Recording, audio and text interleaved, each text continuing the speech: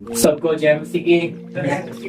ठीक है, प्रभु का वचन में से सीखेंगे निशाने की ओर दौड़ना चाहिए। हालेलुया। क्या सीखेंगे? निशाने की ओर। हमारा निशाना क्या है? हमारा नेम क्या है?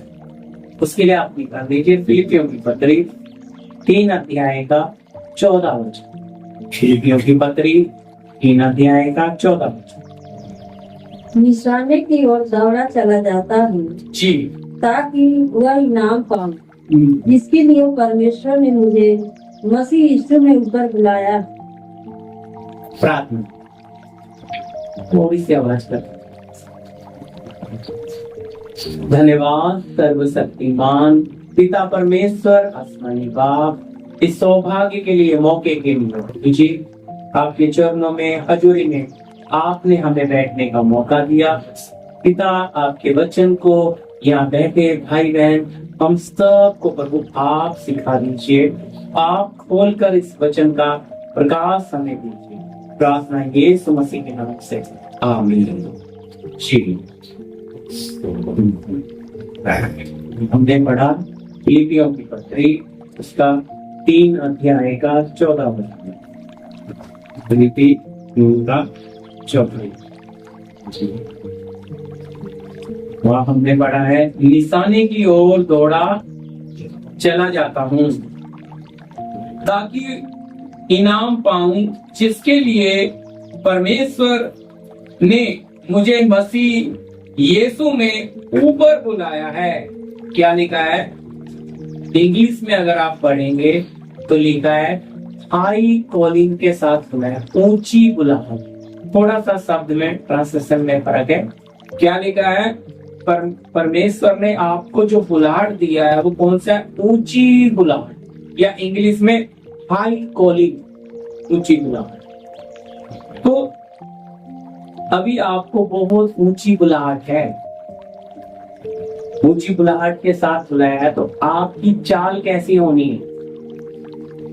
तो जब कोई बहुत ऊंची पोस्ट के लिए पढ़ाई कर रहा होता है तो उसका व्यवहार कैसा होता है? अगर पोस्ट मिल जाए तो कैसा हो जाता है? फिर उसके कॉलर टाइट हो जाते हैं, चाल बदल जाती है।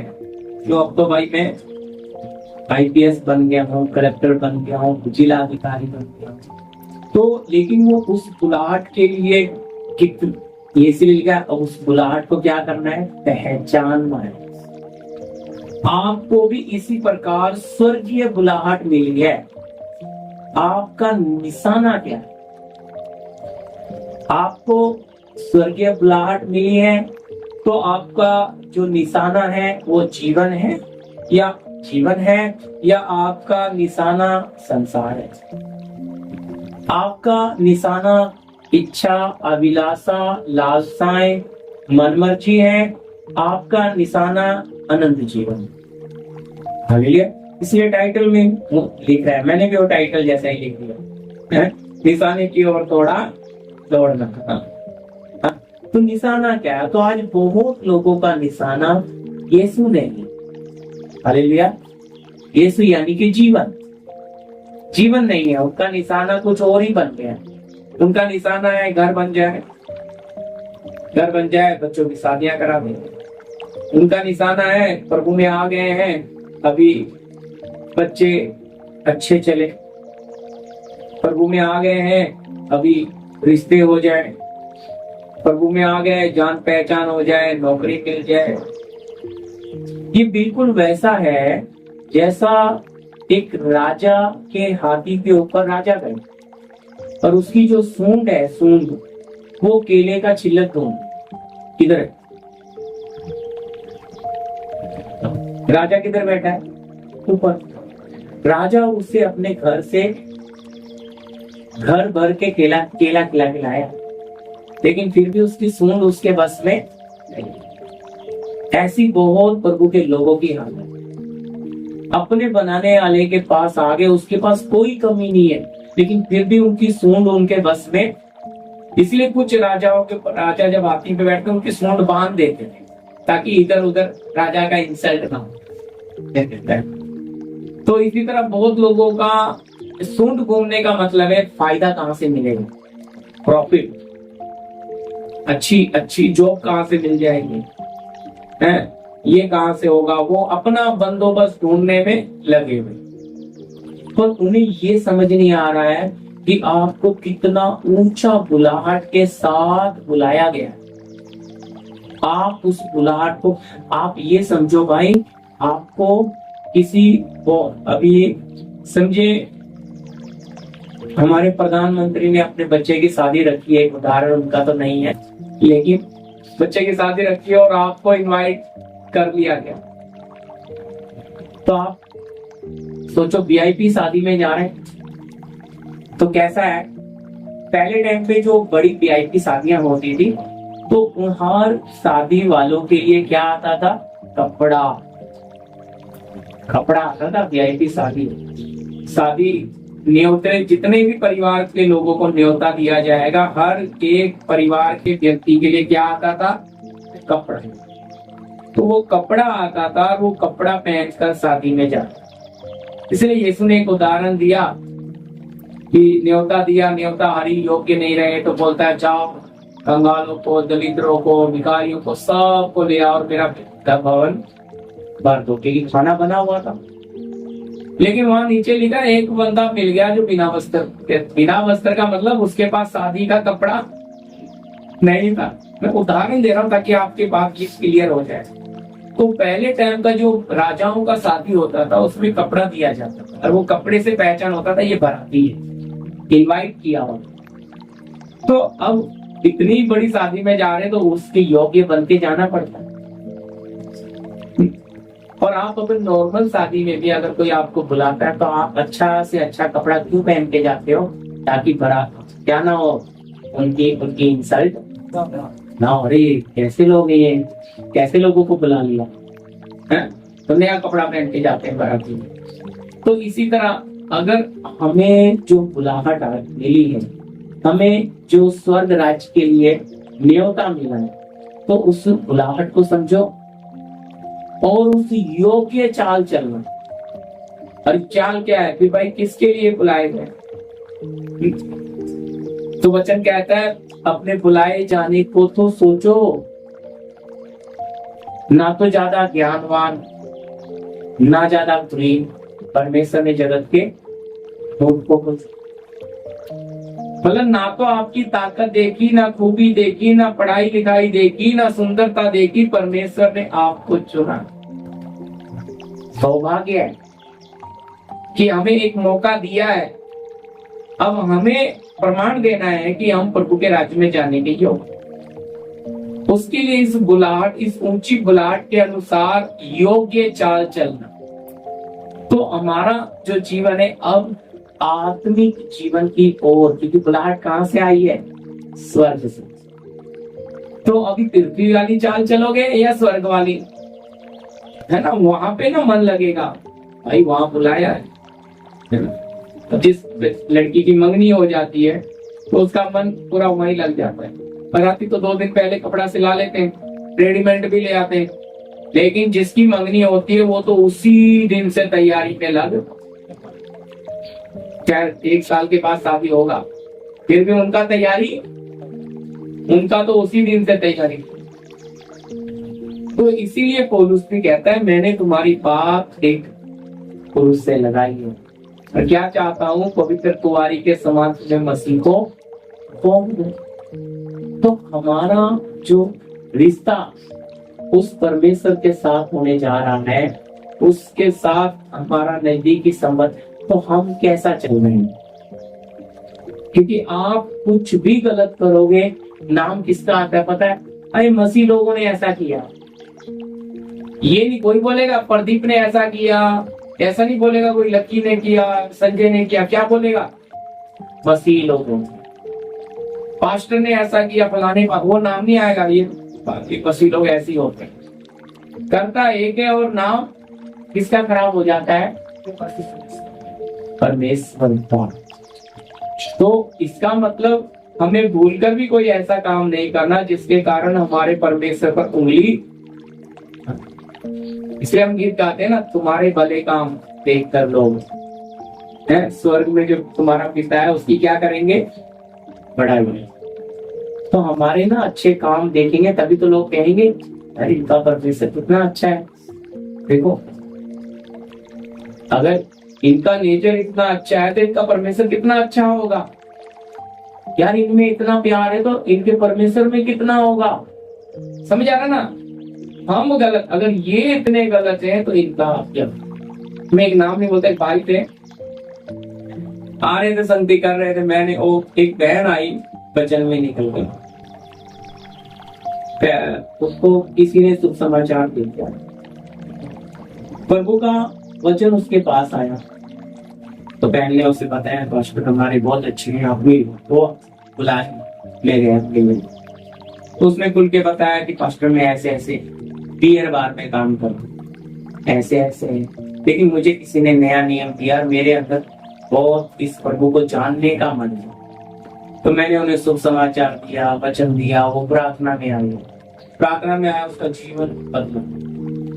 फिर योजना की, अब गंदगी में पड़ा हुआ प्रभु अगर हमें लोग देता है तो उसको शुद्ध करना है, उसको वहां से निकालना है।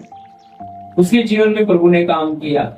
तो अचानक एक भाई साहब उनके यहाँ चला गया। अब कलीसिया में उसने देखा होगा उनको, उनका नंबर भी ले लिया, उनके पास चला गया, उनके घर ही सो गया। घर सो गया, सब गड़बड़ हो। वो लड़की कलीसिया में आना बंद हो। फिर उसने मुझे फोन किया, बहन को देखो समझना पा डालूंगा मैं, सुन लेना रिकॉर्डिंग, क्योंकि जो सच्चाई होती है बड़ा दिल दुखता है ऐसी बात। तो वो बहन दूसरी कलीसिया में जाने लग गई। तो मैं सुना, पर एक बात है, ये भी वो आ रही है बच्चों से, यूट्यूब पे सुनती है, बीच में 2-3 बार मुझे मिली, लेकिन कहती नहीं वो तुम्हारे उस आदमी के कारण अब मैं उधर, मुझे नहीं बोली, वो सिस्टर को बोली नहीं है। तो वो जो बंदा था वो आता था, वचन सुनता था, लेकिन उसका छुटकारा हुआ नहीं। लेकिन वो कहती है अब उसने बियर बार की नौकरी भी छोड़ दी, सब कुछ छोड़ दिया, अभी कपड़ा सीलती है और आत्मिक जीवन में बढ़ रही है। 26-27 साल की है। लालजीबाड़ा में भी कुछ दिन रह के गई थी, अभी इधर फ्लैट में रह गई। तो कहने का मतलब है उसने उस गंदगी से निकल आई। हमारा काम है गंदगी से लोगों को निकाल कर। लेकिन कुछ ऐसे भी होते हैं कलीसिया में जो विश्वासी तो अपने आप को दिखाते हैं, लेकिन होते असल में अविश्वासी से भी खराब। देखो उनके घर गया, रात रुका, मुझे कुछ नहीं पता, मुझे खबर भी नहीं। फिर उनके घर सोया और वो लड़की अकेली फ्लैट में, ठीक है वो बियर बार में सी होगी, तो उसको बोलता है आ जाओ मेरे साथ सोना है। तो कैसा लगेगा बोलो। मैंने वो बंदे को दोबारा कलीसिया में खड़ा, प्रभु बोलता है ध्यान से देखो, ऐसी कोई गंदी जड़ निकले उसे काट कर, नहीं तो सारी कलीसिया में गंदगी। तो प्रियो याद रखना, अगर आपका बुलाहट आपको पता नहीं है ना, तो आप पक्का शारीरिक बनो, क्योंकि आपको यही नहीं पता कि आपको बुलाने वाला कौन है। इस पास्टर ने नहीं बुलाया आपको, इसने नहीं आपके लिए जान दिया, इसने नहीं आपके लिए खून बहाया। ये एक बर्तन है भाई, हो सकता है आज जाए, आज ही ये खत्म हो जाए, कल दूसरा बर्तन बैठ के यहाँ चलाएगा। तो बर्तन की कोई वो नहीं है। असली चीज तो जिसने आपके लिए कीमत दी, जिसने आपके लिए खून बहाया, जिसने अपने लिए आपके लिए जान दी। खाली इतना नहीं, स्वर्ग की सारी महिमा छोड़कर शून्य बनकर, मनुष्य बनकर आपके बीच आया है। उसने जो कीमत अदा की है कोई दुनिया में दे नहीं सकता। तो जिसने दी है ना उसको पूछ कर देखो, एक आत्मा की कीमत। अब जिसने दी ही नहीं उसको क्या वैल्यू आत्मा की। ऐसा नहीं, प्रभु ने पहले मौका दिया तो मैं ग्रैंड रोड में भी हम नाइट में जाते थे, पैसियाओं के बीच में सेवा कर, वहां पे भी प्रभु ने सौभाग्य दिया। वहां पे बहनों की गवाही सुनी, कोई नेपाल से, कोई बिहार में, एक एक कहानी बताती है, धोखा दे देकर कैसे लाकर उधर वहां पे आज शरीर के व्यापार में रहता हूँ। क्यों? उनको भी रोते हैं वचन सुनकर। तो कहने का मतलब है जेल में भी बहुत ऐसे लोग हैं तो प्रभु का वचन तो हर कहीं पहुंचेगा, सबको जरूरत है। प्रभु आया पापियों के लिए, धर्मियों के लिए नहीं आया। लेकिन याद रखना, पापी के लिए आया है। तो पापी को पाप से निकालने आया, पाप में मजे लेने के लिए नहीं है कि आप प्रभु में आ गए, प्रभु को पहन लिया और वापिस पाप करते रहो। तो फिर भाई तुम प्रभु में नहीं है, तुम ढोंगी हो, तुम दिखावटी हो। तुम्हें बुलाने का, जिसने तुम्हें बुलाया तुम उसको जानते ही, तुम्हें पता ही नहीं तुम्हें न्योता दिया किसने, है ना। तो इसलिए पौलुस लिखता है कि अपने बुलाए जाने को तो सोचो। मैंने वचन नहीं पढ़ा है, ना ज्ञानवान ना कुलीन, प्रभु ने जगत के मूर्खों को चुना, क्योंकि परमेश्वर ये दिखा रहा है कि उसको तुम्हारी पढ़ाई, तुम्हारा लिखाई, तुम्हारी सुंदरता, तुम्हारा ताकत नहीं चाहिए। उसे खाली बर्तन चाहिए, खाली बर्तन। वो कहता है मैं अपना काम खुद कर। आप ये मत सोचना कि मैं जाके शुभ समाचार दूंगी लोग बचेंगे, नहीं। वो आप में रहकर अपना काम खुद कर लेगा, ऐसा ईश्वर है वो। लेकिन वो यही चाहता है कि हम पवित्र जीवन जिए। हमारा जो जीवन है वो कैसा जिया जाए। तो ऐसा, ये दो भाई मुझे ऐसे, एक तो ऐसा मिला, एक मार दिया। अच्छा विश्वासी, मेरी इतनी तारीफ करता, शुरू में आया मुस्लिम परिवार से, तो आया, सब वचन सुना, सब बढ़ता गया। अब किसी और के चक्कर में पड़ गया। कोई महाराज बताते थे, में नाम नहीं बताऊंगा, उसकी पत्नी बीमार हुई। अभी बीमार हुई तो प्रभु चंगा करेगा, हमारा प्रभु चंगा करता है, कुछ सत्य नहीं है। लेकिन वचन कहता है हम अपने प्रभु की परीक्षा ले नहीं सकते ना। तो मुझे भी नहीं बताया, मुझसे एक बार प्रार्थना भी नहीं। लास्ट जब उसने बोरीवली में एडमिट किया, 85,000 रुपए के भर दिए, वहां से निकाल के प्राइवेट में शताब्दी में डाला। मुझे सुबह 8:30 बजे फोन आया, पास्टर जी मेरी पत्नी सीरियस है, आप आगे प्रार्थना करो। मैं क्या बात कर रहे हो? तो रो रहा है, अब बोलता नहीं जल्दी आ जाओ। भाई मैंने आया धोया, कपड़े पहने, 9:30 9:45 दोनों भी हम पहुंचे। 9:45 हम पहुंचे, कहता है बस तुम्हारे आने से 10 मिनट है। चली गई, मैं मनोज भाई। तो मैंने बड़ा दुख हुआ। मुझे कहता देख लो प्रार्थना करके। मैंने बोला मुझे कोई अगुवाई नहीं हो। मैंने बोला क्या प्रार्थना कर, जब तुझे जीते जी मौका हमें एक बार भी नहीं दिया। तो भाई है मेरा संदर्भ प्रजापति जी, उनको भी ना रह के खांसी आ रही, तो उनके घर वालों को बहुत लगा। डॉक्टर बोला पक्का टीबी हो गई। मैं बोला चिंता मत करो। तो उनकी पत्नी ने बपतिस्मा लिया। उसके 2 दिन के बाद रिपोर्ट आई। क्या आई भैया रिपोर्ट? नेगेटिव। मैंने बोला प्रभु ने छुटकारा दे दिया ना, तो दे दिया, बेचिंत रहो। हमारा प्रभु अद्भुत है, लेकिन हम उसकी परीक्षा लेंगे, समझे मेरी बात? तो सबसे बड़ी बात है, अगर किसी सेवक के साथ हो तो आपको अपनी तकलीफ क्या करना चाहिए, शेयर। ज्यादा नहीं तो एक प्रार्थना का, भाई इसीलिए तो उसे नियुक्त किया है। अगर आप उसको प्रार्थना के भी योग्य नहीं समझोगे तो फिर आपका उद्धार हुआ है कि नहीं कोई पता है? तो आप आके देखो, बताने का अभी आए नहीं है। अच्छा संडे को आए थे, सिस्टर आई। हाँ तो उनकी बच्ची इधर ही गए हफ्ते ही। मैं सतविंदर भाई 2 मिनट में प्रभु ने उनकी बच्ची को उठा के खड़ा। 2 मिनट भी नहीं लगी प्रयोग, मैं बोलूंगा आधा मिनट उठ के खड़ी होके चलने। याद रखना, हम अपने प्रभु की परीक्षा नहीं लेते, लेकिन हमें पता है हमारा प्रभु चंगा करता है। इसलिए मैं ईश्वरी चंगाई में जी कर आपको, मैं बीमार होता हूं तो मैं दवाई खाता नहीं खाता, क्योंकि मुझे पता है अगर मैं दूसरे के सिर पे हाथ रख के वो चंगा होना है, तो अगर मैं दवाई खाऊंगा तो फिर मैं किस विश्वास से हाथ रखूं, समझे? इसलिए पहले मुझे इस प्रभु पर विश्वास होना चाहिए कि ये प्रभु चंगा करता है, तो ही मैं दूसरे के सिर पर हाथ रखने के योग्य हूं। तो इसलिए ये, पर अगर सेवक ही गोलियां खाएगा तो फिर किस विवेक या जमीर के साथ वो किसी के सिर पे हाथ रखेगा? सोचिए ना, क्या उसका जमीर नहीं बोलेगा यार प्रदीप तू ही दवाई खा रहा है, इनको कैसे चंगा होगा? समझे? तो इसका मतलब पहले आप जियो तो दूसरे को फिर जीना।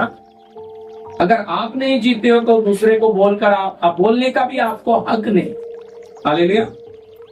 आप अगर नहीं जीते हैं ना तो आपको फिर दूसरे को शुभ समाचार उस बात का देने का, क्योंकि वो आपके जीवन से ठोकर खाएगा। वो कहेगा यार नीतू बहन ऐसा बोल रही है लेकिन ये चल नहीं रही है। बुरा नहीं मानना सिस्टर एक बात, तो वो इनके अगर नीतू बहन चल रही है तो वो दलेरी से बोलेगी हम चल सकते हैं तो आप क्यों नहीं, तो वो उसका मुंह उधर ही बंद हो जाएगा। वो समय हाँ यार ये जी सकते तो मैं भी जी। तो आप पहले जी, वचन ये कहता है कि पहले वचन को आप खाकर रीमा बनाओ तो दूसरे को बांटो। अभी आपके जीवन में तो वचन लगा नहीं और दूसरे को आप थोप रहे कि ऐसा करो ऐसा चलो, वो नहीं चलेगा। बुरा नहीं मानते, वो नहीं चलेगा। वो बोलेगा यार यही नहीं बंदा जो बताने वाला नहीं चल रहा है तो हम कहाँ चले। तो उस वचन की वैल्यू खत्म हो जाती। पर अगर इंसान उस वचन को जिएगा और फिर दूसरे को बोलेगा तो उसकी ताकत कई गुना बढ़ जाती। इसलिए वचन में लिखा है कि प्रभु उनके चेलों के साथ साथ काम करता था उसी वचन को स्थापित करने। है ना, मार्कुस 16:20 पढ़ तो चाहे। और उन्होंने निकल कर हर जगह प्रचार किया और प्रभु के साथ काम करता रहा और उन चिन्हों के द्वारा जो साथ होते थे वचन को दृढ़ करता रहा। वचन को क्या कर रहा है? तो चमत्कार क्यों हो रहा है कि मेरा बेटा जो बोल रहा है ये सच, मेरी बेटी जो बोल रही है ये सच। उस वचन को स्थापित करने के लिए पवित्र आत्मा प्रभु उधर कार्य कर रहा है। आज लोग क्या करते हैं? चिन्ह को महत्व दे देते हैं, चंगाई को महत्व देते हैं, वचन को साइड। इसलिए उनका जीवन कभी बढ़ता, जबकि महत्व देना था वचन को, है ना। अब कोई भी चंगा हमारे तो कोई भी होता है, हम कभी भी किसी को गवाही के लिए खड़ा नहीं करते है? अरे भाई क्या गवाही दोगे? सबसे बड़ी गवाही तुमने अपना जीवन प्रभु को दे दिया, इससे बड़ी कोई गवाही है ही नहीं। अब पेट दर्द ठीक हुआ भाई, ये तो और भी सर दर्द भी आता है, कमर दर्द, घुटना दर्द, ये जितना भी एक बीमारी आती है, शरीर है भाई आता जाता रहता है। ये क्या गवाही है? सबसे बड़ी गवाही तो ये है ना, मैंने अपना जीवन अपने बनाने वाले को दे दिया, उससे बड़े उसको सारा दे दिया तो बचा ही क्या। लेकिन लोगों को लगता है नहीं इधर खड़े रह के गवाही देंगे ना तो दूसरे के मन में भी बात आएगी, देखो वो चंगे हो गए तो मैं भी हो जाऊंगी, लालच आएगा। उनको ये बताना भाई आपको उद्धार चाहिए, आपको जीवता परमेश्वर चाहिए तो आइए। हालेलुया। और जो समस्या आपके जीवन में खुद पर खुद ही चली, और जब वो चली जाएगी तो आपके अंदर खुद ही बात होगी, क्योंकि वचन जब जिंदा है अंदर क्रिया करेगा, ये वचन आपके अंदर काम करेगा। इसलिए वचन में जो शक्ति है ना, नहीं, ये वचन जिंदा है, और जिंदा है तो क्या करेगा? क्रिया करेगा। जी, पहला यूहन्ना 3:8 और 9, 5 जॉन, पहला यूहन्ना 3:8 और 9। निशाने की ओर दौड़ा चला जाता हूँ, मैं वहीं से ले रहा हूँ, ये पढ़ा मैंने बीच में अलग से लिया। जी,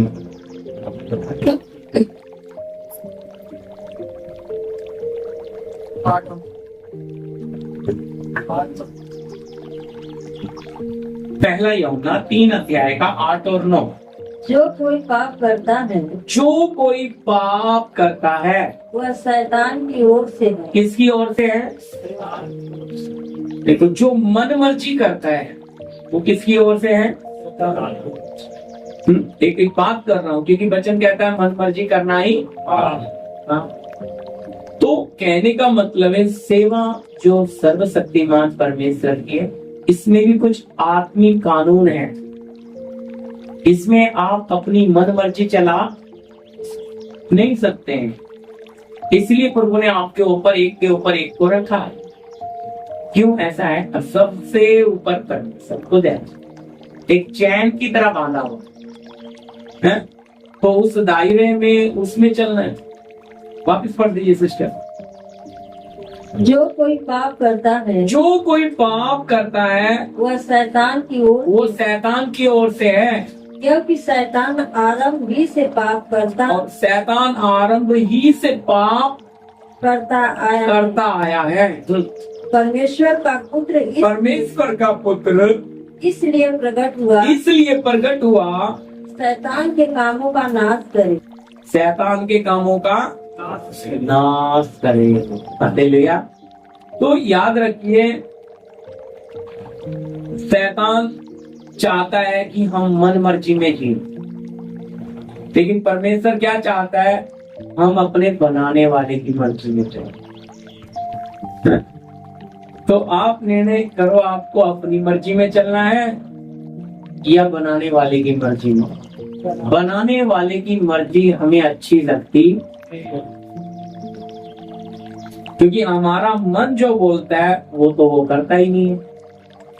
हमारा दिल जिसे चाहता है वो उधर लेकर ही नहीं जाता, क्योंकि वो कहता है तुम्हारे सोच विचार मेरे सोच विचार में, वो हमें वहां लेकर जाता है जहां पर हमारा मनुष्य स्वभाव निकले, जहां पर हमारा पापी स्वभाव निकले। वो हमें उस रास्ते पे चलाना चाहता है कि तुम जीवन के रास्ते की तरफ निशाना, अगर आपका निशाना जीवन है, अगर आपका निशाना यीशु है, तो आप अपने बनाने वाले की मर्जी में चलो। समझे? और फिर अपनी मर्जी को आप क्या समझेंगे? पाप है भाई, मन मर्जी करना ही। तो आज इंसान से अपनी मर्जी नहीं छोड़ती, लगा नहीं मेरी मर्जी, मुझे मेरी मर्जी से मत रोको, बाकी काम जो बोलना है बोलो, मैं करूंगा, मैं करूंगी, लेकिन अपनी मर्जी नहीं छोड़ते। क्यों अपनी मर्जी नहीं छोड़ते? क्योंकि धीरे धीरे बहुत प्रभु में भी ऐसे लोग हैं जो पाप का सेवन भी करते रहे। तो मैं उदाहरण देता हूँ, पहले टाइम पे संतरे की गोली आती, वो इतनी कड़क थी ना, दांत भी हिल जाता था, टूटती नहीं थी, तो उसको चूसते थे वापिस। मैंने तो किया है, सब पैकेट में लपेट के फिर पॉकेट में रख लेता, स्वाद खत्म हो गया फिर वापिस निकालते थे, फिर चूसते थे, फिर जब थूक खत्म ही नहीं होती थी। तो इसी तरह बहुत लोग हैं जो प्रभु में चलते हैं, पाप का स्वाद लेते हैं, फिर प्रभु में मसीह बनते भी चल रहे हैं और पाप में भी स्वाद लेते हैं। तो अच्छी तरह क्यों? पाप का स्वाद लेने का मतलब है बीच बीच में अपनी मर्जी भी कर लेते हैं और बीच बीच में फिर प्रभु की मर्जी के पीछे भी दोनों स्वाद लेते हैं। तो ऐसा व्यक्ति भूल जाए कि वो प्रभु से कुछ पा सकता है, क्योंकि वो पाप का स्वाद क्यों ले रहा है, वो मन मर्जी क्यों कर रहा है? क्योंकि उसने अपने बुलाने वाले को जाना ही नहीं है। अगर उसने जाना होता ये कितना महान है, ये कितना अद्भुत है, ये कितना विशाल है, ये क्या कर सकता है, ये मेरी सोच से भी परे है, तो वो कभी भी पाप का सेवन या मन मर्जी करता ही नहीं। पर वो क्यों कर रहा है? क्योंकि उसने प्रभु को जाना और उस बुलाहट को, उस इनवाइट को भी पहचाना। नूह के जहाज में एक एक जानवर गया, तो वचन ऐसा बोलता है भाई अपने स्वभाव को छोड़कर गया। शेर अपने स्वभाव में गया होता तो 1 साल चलता ना पानी पे जहाज, सारे जानवर साफ हो जाते। जब नूह 1 साल के बाद खोलता तो कोई मिलता ही नहीं अंदर, लेकिन घास खाने के स्वभाव में गया, मांस खाने का स्वभाव बाहर छोड़कर घास खाने के स्वभाव। इसी तरह हम पाप के स्वभाव को बाहर छोड़कर कलीसिया में पवित्र स्वभाव। मैंने आपको बोला कलीसिया में एक ही रिश्ता है, भाई और बहन, समझे? इससे ऊपर दूसरा कोई रिश्ता बुरा नहीं मानना, कोई भाभी नहीं, कोई चाची, कोई माम भाई, क्या है बहन भाई। पहला वो प्रभु की बेटी, आत्मिक पिता की बेटी, और मैं भी पिता का आत्मिक बेटा। बाकी रिश्ते बात ये नहीं कहता, रिश्ता अपनी जगह, लेकिन आत्मिक रिश्ता कौन सा है? भाई और बहन। तो उसमें कितना पवित्र होना चाहिए, समझे? क्योंकि याद रखना, एक दिन प्रभु के सामने खड़े होना है। तो जब इस भावना से चलो, प्रभु आपकी जरूरत जानता है? आदम के पास आदम नहीं गया हवा को ढूंढने, कौन लेकर आया? परमेश्वर लेकर आया। तो आपकी भी जरूरत है, परमेश्वर ही लाएगा, आपको नहीं ढूंढने जाना। आपको नौकरी की जरूरत है, बैठो प्रभु के चरणों में, प्रार्थना करें, समय बिताएं, खुद परमेश्वर आपके पास कॉल आ जाए। पर उससे संपर्क होगा तभी तो प्रभु पहुंचाएगा। पर आप क्या करेंगे? उस पे विश्वास हमें लोगों पे जाता है, चाचा जी बात करा दो, अंकल वहाँ पे कंपनी में इसको बायोडाटा लेके वहाँ डालेंगे, रिज्यूम ये डालेंगे, वहाँ रिक्वेस्ट वहाँ देखे, काम हो नहीं रहा। भाई सुप्रीम को बोलो ना, उसका ऑर्डर खाली होता ही, वो ऐसा काम करेगा, आपको सीधा लेना पड़ेगा अंदर। लेकिन कहते नहीं जी वहां तक मेरी पहुंच ही नहीं, उनके साथ तो जमती ही नहीं है ना, उनको तो उनसे क्यों नहीं जमती? क्योंकि अंदर मनमर्जी पड़ी है, अंदर पाप पड़ा है, इसलिए उसकी हिम्मत नहीं उसके सामने जाने की। पर इसीलिए जीवन लोगों के आत्मिक बढ़ते, वो निशानी की तरफ नहीं जा रहे, वो जीवन की तरफ नहीं जा रहे, वो अपनी मनमर्जी की तरफ ही बढ़ते। और उनको ऐसा लगता है कि हम आत्मिक जीवन में बढ़ रहे हैं, लेकिन आत्मिक जीवन में क्या? मैंने यहाँ देखो दो बात रखी है आपके सामने, है? जो पाप करता है वो किसे? और वो आरंभ से ही पाप करता है, क्योंकि शैतान उसमें सत्य है ही नहीं। और वचन कहता है जब वो पाप करता है तो अपने स्वभाव से करता।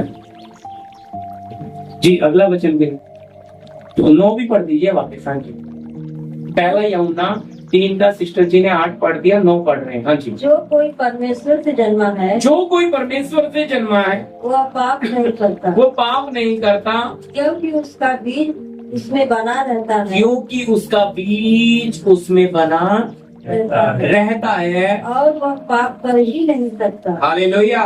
क्योंकि परमेश्वर से जन्मा है। कौन ने? जिसके अंदर परमेश्वर का बीज आया, लिखा है वो पाप कर नहीं सकता। मरना पसंद करेगा, पाप करेगा नहीं। देखो ऐसा होता है हमारे जीवन में।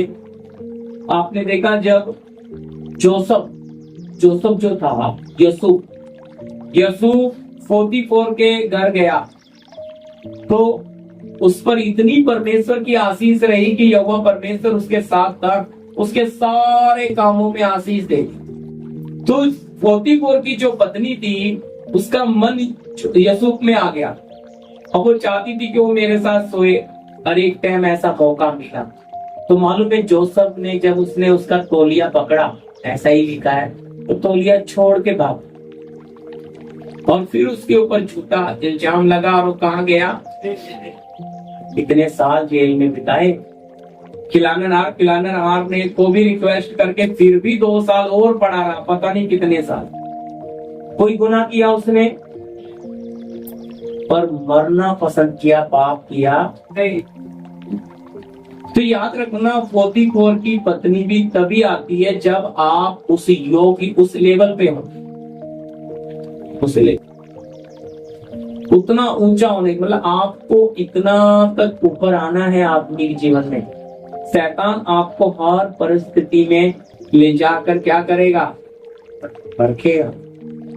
बिना परीक्षा के आप आगे नहीं जा सकते। देखो मैं आना बंद कर दिया, मत आओ, समझ रहे मेरी बात? आप बदलने को तैयार हो तो हम भी आपकी चीज लेने को।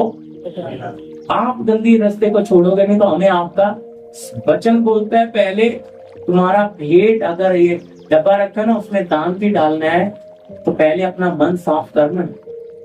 आपके भाई के प्रति अंदर गंदगी है तो आप उसमें दान डालने के भी योग्य नहीं हो, क्योंकि अगर डालोगे तो अगर गलत रीति से डालोगे डंडे मिलेंगे, आशीष मिलेगी, बचेंगे। क्योंकि आपका ये परमेश्वर आपके दान का मौका नहीं है, उसे आप चाहिए। आपके दान से भी बढ़कर कौन? आप मिल गए तो सब मिल गया उसे। आज लोग क्या सोचते हैं, प्रभु हमारा दान ले ले, पर हम अपने आप को देंगे तो प्रभु तुम्हारा दान लेके क्या करेगा। मैं ये कुछ गवाही प्रभु पेड़ किया करके मैं गवाही दे रहा हूँ, इतनी कड़वी ऐसी गवाही हमें नहीं देता। बहुत अनुभव दिया है प्रभु ने 22 साल में तो। लेकिन कहने का मतलब भाई ऐसा भी समय आता है, ये भी टेस्ट आएगा। और जब एग्जाम आएगा ना, 44 की पत्नी कहता है, तब पता लगता है आप कितने पानी में हो। समझे, आसानी से चल रहे हो, बपतिस्मा ले लिया, प्रभु को पहन लिया, पर अब जब परीक्षा आएगी तब पता लगेगा आप प्रभु को अंदर पहने हैं कि नहीं, कि खाली बाहर ही पहना है। अगर अंदर यीशु पहन लिया ना, आने तो किसको भी। दरवाजा खोलेगा तो कौन मिलेगा, यीशु ही मिलेगा। पर अगर आप ऊपर यीशु पहने अंदर नहीं पहने तो भाई समझ जाओ अंदर। इसलिए लिखा है किससे, नो बहुत कड़वी बात है, किससे, परमेश्वर से उत्पन्न हुआ पाप कर ही नहीं सकता। मर जाएगा, पाप करेगा नहीं। ये पहचान होगी उस प्रभु के जन्म की। उसके लिए कोई उम्र नहीं चाहिए, आपका एक समर्पण, और पवित्र आत्मा आप में वो बीज खुद डाल देगा। हालेलुया। ये बीज कौन डालता है, क्योंकि आपने मन तैयार किया, पवित्र आत्मा ने डाल दिया। अब ये बीज आपके अंदर आ गया तो बीज में से क्या भी निकल कर आएंगे, पढ़िए इफिसी 4:24। अब जुड़ेगा, सॉरी मैं भूल गया था, पढ़िए जल्दी। और नए मनुष्य को पहन लो जो परमेश्वर के अनुरूप सत्य की, अनुरूप शब्द देखिए क्या लिखा है, अनुरूप सत्य की धार्मिकता और पवित्रता में सिंचा गया है। ये जो बीज आया है ना, देखते हैं ना, ये समझो हम हमारे बच्चों को देखते हैं, किसके जैसा दिखता है, कुछ तो नजर आता है ना मम्मी पापा का। अरे तो आंखें बड़ी मम्मी जैसी दिख रही हैं, इसका नाक अपने पापा जैसा दिख रहा है, बोलते हैं कि नहीं, बोलो। तो आपके अंदर आया हुआ जो बीज है ये किसके अनुरूप है, उसका रूप। इसलिए पौलुस कहता है, मैं पढ़ाऊंगा नहीं, गलती 4:19, जब तक तुम में मसीह का रूप ना बन जाए मैं जच्चासी की पीड़ाएं सहता हूं। तो याद रखना, आपके अंदर प्रभु का रूप है ना, तो याद रखना जिसके अंदर ये बीज आया है ना, मैं फिर से बोलता हूँ, वो मर जाना पसंद करेगा, पाप करेगा नहीं। जोसेफ ने बेगुनाह होते हुए भी, यूसुफ ने बेगुनाह होते हुए भी क्या किया, जेल में पड़ा, मिन्नत कर रहा है लोगों से कि मैंने कोई गलती, फिर भी चुपचाप पड़ा।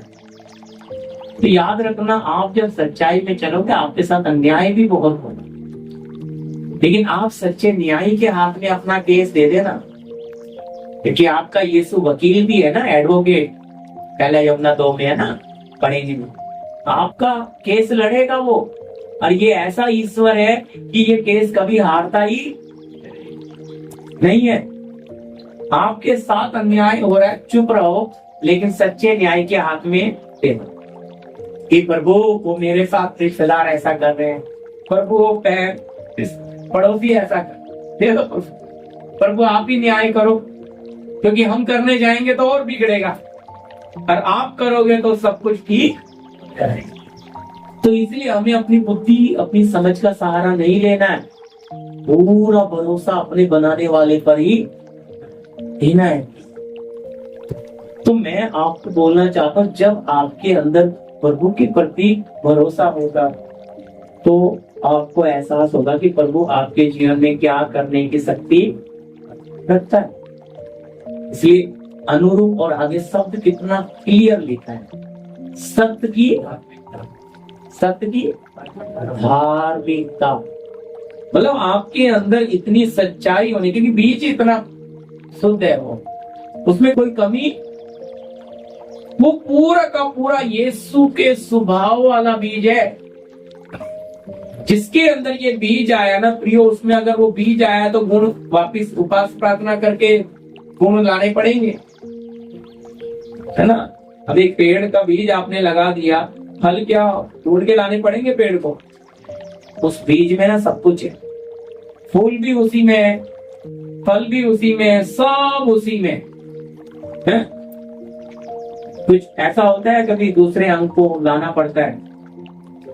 अब एक बाप से एक बच्चा आता है, माँ बाप से आता है, चलो, लेकिन उसमें ऐसा तो नहीं है आंखें बाहर से लाके लगानी पड़ती है?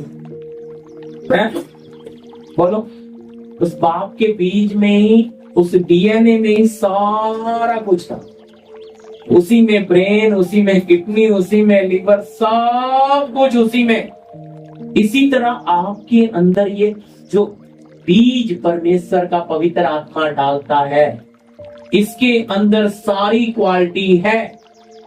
आपको कोई वरदान ऊपर से मांगने की जरूरत कि प्रभु जी हम उपवास रख के प्रार्थना करते हैं, हमें चंगाई करने का वरदान दे दो, प्रभु हमें भविष्यवाणी करने का, प्रभु हमें विश्वास का वरदान। भाई नहीं नहीं नहीं, ये सारे गुण पवित्र आत्मा ने उस बीज में क्वालिटी दी है, क्योंकि ये बीज किसके अनुरूप है? परमेश्वर के अनुरूप। सत्य की धार्मिकता और पवित्रता ही में स्थिरता है। याद मैं ऐसे जब मुंबई में एक बार मेरे साथ हुआ था मालूमी में, तो मैं बैग उठा के भाग गया एक जगह से। क्योंकि याद रखना, पाप जब आपके पास आए तो पाप को देख के प्रभु के दास कैप्टन जी भी सिखाते ऐसे भागना है जैसे पागल कुत्ता तुम्हारे पीछे। पाप का सामना नहीं करना। पाप को देख के पोतीपोर क्या किया है? अपना तौलिया छोड़ के भाग गया भाई लंगोट। अब आप समझ जाओ कैसे भागा होगा वो, है जो सब समझ गए।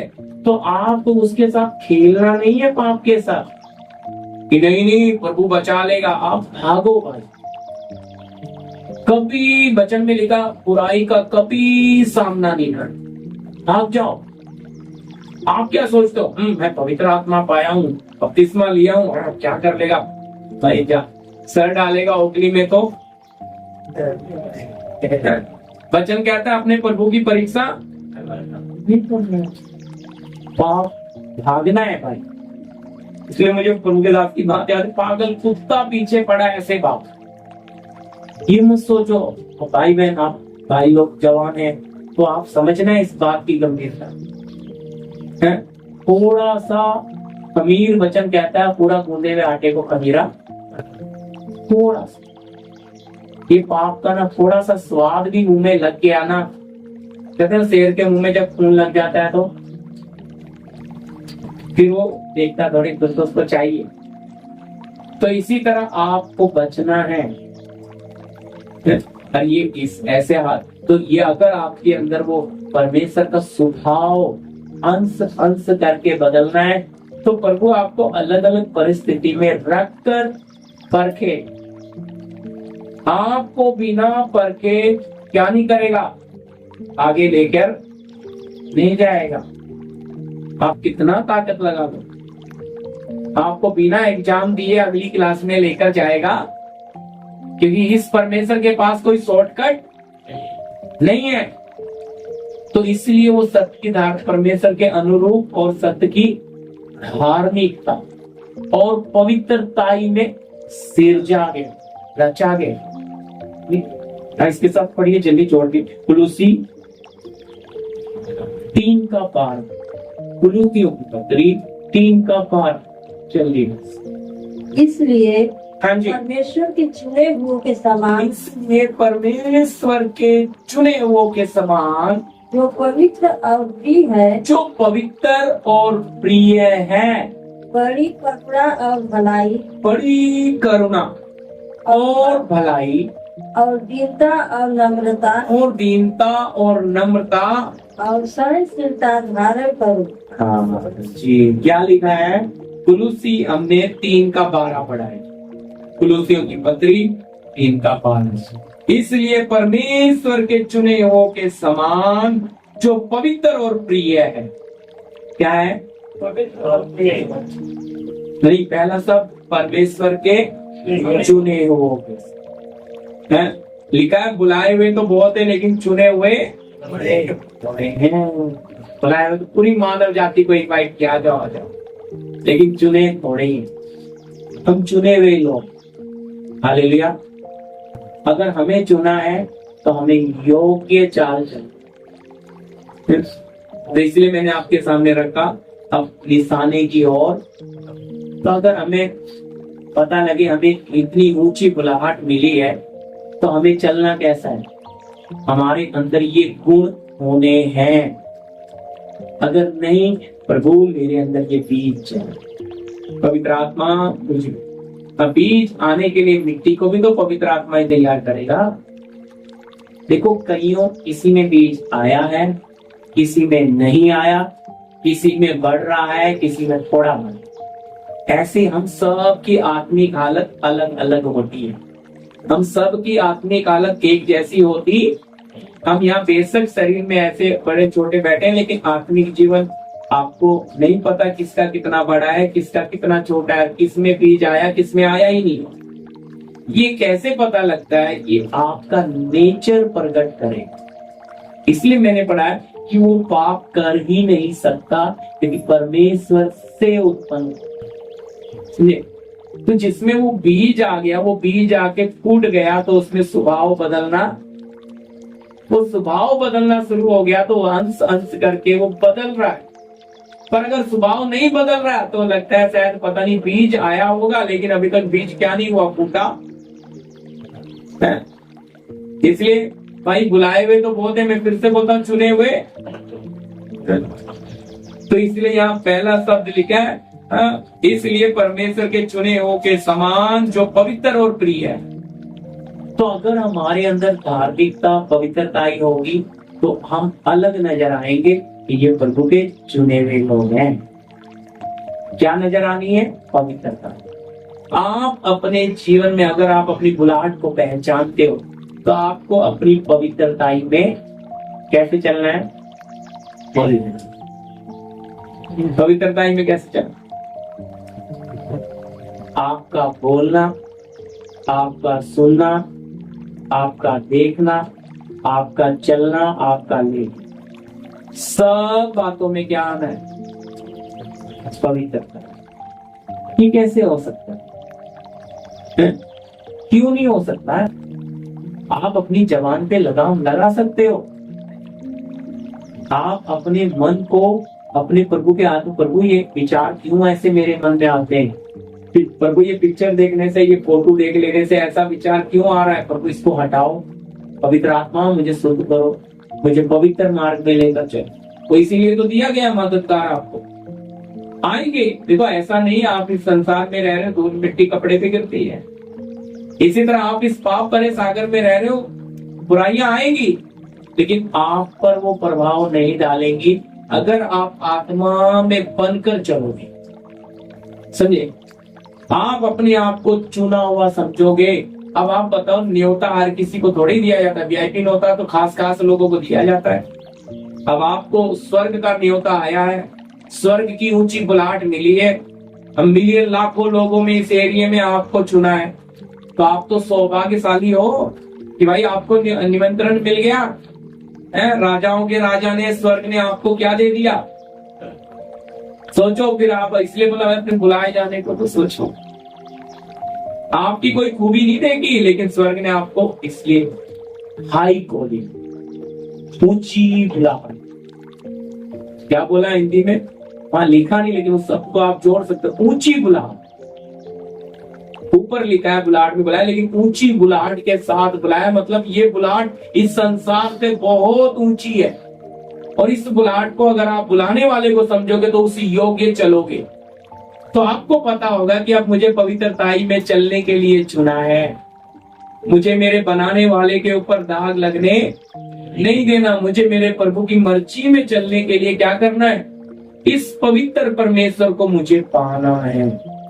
और मैं आपको बताता हूं कि जितना पाएंगे उतना कम है, क्योंकि इस प्रभु को पूरा पा पाना हमारे बस की बात, इसे समझ पाना भी हमारे बस की बात। इसे जितना जानेंगे उतना हम क्या होते जाएंगे? कम, घटते जाएंगे। ये खूबी है। आप जितना इसमें बढ़ोगे उतना ही घटते, क्योंकि आपका मनुष्य स्वभाव जितना उसे जानेगा उतने नम्र बनते, उतने दीन बनते, उतने छोटे होते जाओ। क्योंकि आपको पता लगेगा उस परमेश्वर के सामने संत लोग क्यों बोलते हैं हम तो कीड़ों के समान हैं। सोचो फिर इंसान से धीरे धीरे धीरे कीड़े की क्या करना है बोलो। तो उस राजाओं के राजा के सामने, उस परमेश्वर के सामने हम क्या हैं? कुछ भी नहीं है। फिर कुछ भी नहीं है तो हमें इसलिए सवाल पूछने का भी हक परमेश्वर से। हमारे जीवन में कई बार ऐसी बातें आती है, बुलाहट तो ऊंची है, लेकिन हम सवाल करते हैं प्रभु ऐसा क्यों हो गया?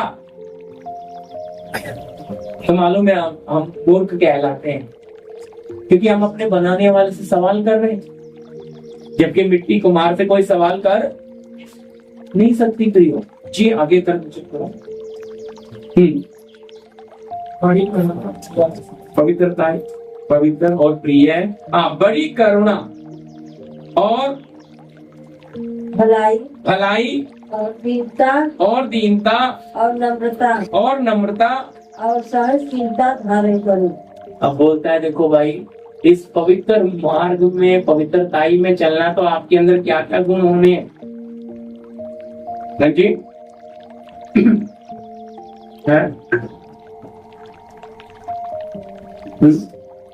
बोलिए। 12 पढ़ा हमने। करुणा, भलाई, हाँ, करुणा। करुणा का मतलब हमें करना है, समझ रहे? हमारे अंदर भलाई, भलाई बोलने से उसका वचन कहता तुम्हारे भले काम देख कर लो।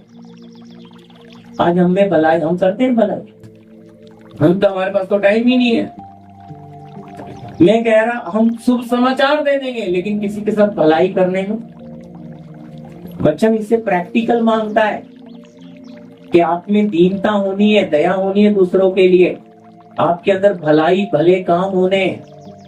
तुम्हारे ये भले काम देखकर ना स्वर्ग में तारीफ होगी, ये प्रभु के लोग हैं, हमारे परमेश्वर की तारीफ होगी, स्वार्थ के लिए नहीं, बिना। तो जब ऐसे, हाँ, इसलिए भलाई, भलाई करने का जब भी मौका मिले तो पीछे प्रभु धन्यवाद हमें सौंपा देगा। आपको इसका प्रतिफल स्वर्ग से जरूर मिलेगा, समझे जी? हाँ, दीनता, हाँ, नम्रता भी धीरे धीरे आ जाती है, लेकिन सहनशीलता में बहुत लोग कच्चे हैं। थोड़ा सा लग जाए ना मन में तो सांप की तरह खड़ा हो जाता है। अच्छा, जानते नहीं है मुझे, बोलो मत, नहीं तो पहले वाला आ जाए। प्रभु को पहन ली हूँ, प्रभु को मानती हूँ, इसलिए शाम को मुंह मत खुलवाओ, नहीं तो फिर पता लगेगा मैं जानते नहीं हूँ मुझे, मैं पहले क्या था। अभी बड़ी शांत दिखती हूँ मुझे। ये भाई अंदर ये सहनशीलता आती जल्दी नहीं है। हाथ से नहीं मारेंगे, लेकिन मुंह से तो पक्का मार के जाए। आपका मुंह से मारा हुआ उसका जीवन बर्बाद, क्योंकि आपको सहना था। वहां आप सह लोगे ना, आपका परमेश्वर आपके साथ अन्याय करने वाले का सुख शांति होगा। वो कहेगा हम प्रभु के लोगों के साथ कोई अन्याय करेगा तो प्रभु उसको छोड़ेगा।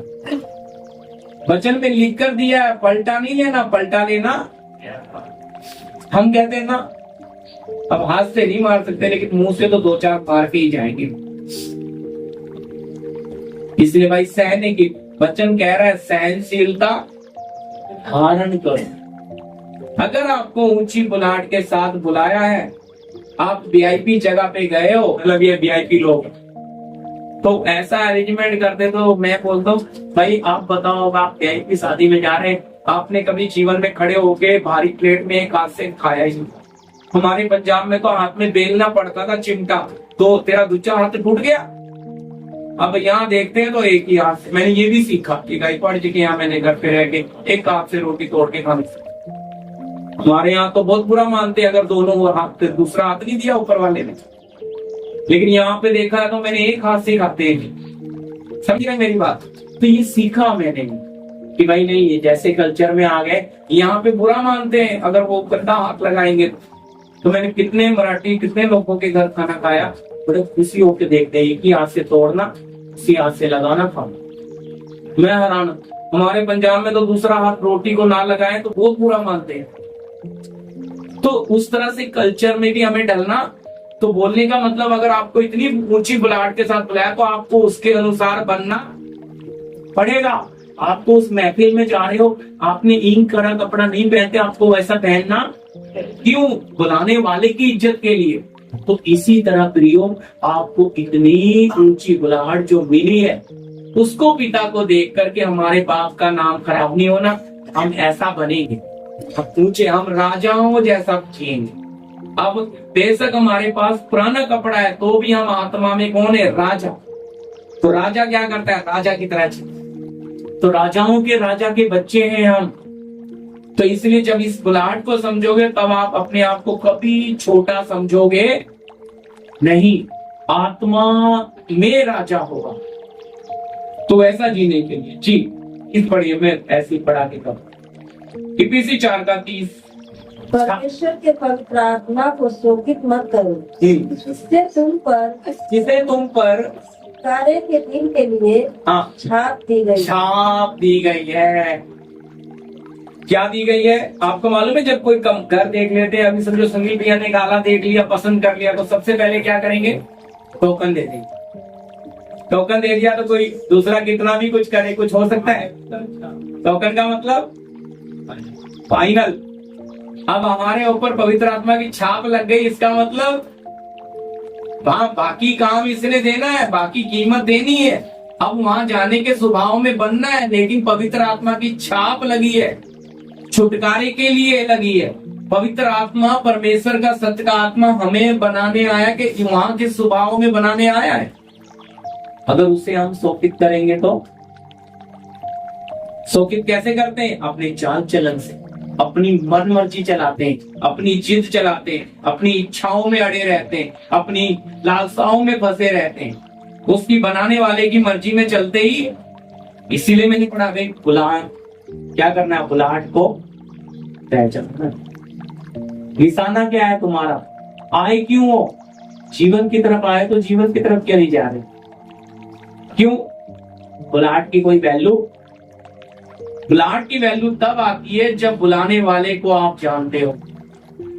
जब जानते हो कि इतनी ऊंची हमें बुलाहट है, तो उसकी इज्जत के लिए हमें वैसा बनकर। मैंने आपके सामने उदाहरण में ये उदाहरण छोटे छोटे इसलिए दे रहा हूं कि उस परमेश्वर की अगर आप सही नहीं चलोगे तो बेइज्जती उसकी आप कराते। यहाँ क्या लिखा है? पवित्र आत्मा को शोकित क्यों? जो आपके तो आप क्यों कर रहे हो? अपने चाल चलन से ही ना शोकित कर रहे हो। जैसा अगर चलते सही तो पवित्र आत्मा दुखी नहीं होता। अब प्रदीप भैया सही नहीं चल रहे, इसलिए पवित्र आत्मा क्या हो रहा है? शोकित हो रहा है ना। मैंने बोला मुझे लकड़ी से नहीं खाना आया तो मैं उस प्रोग्राम में नहीं गया, कोई बात नहीं, लेकिन मेरे सर की इज्जत तो कम नहीं होगी ना। तो याद रखना, इसी तरह हम अपने प्रभु के लिए जीते हैं।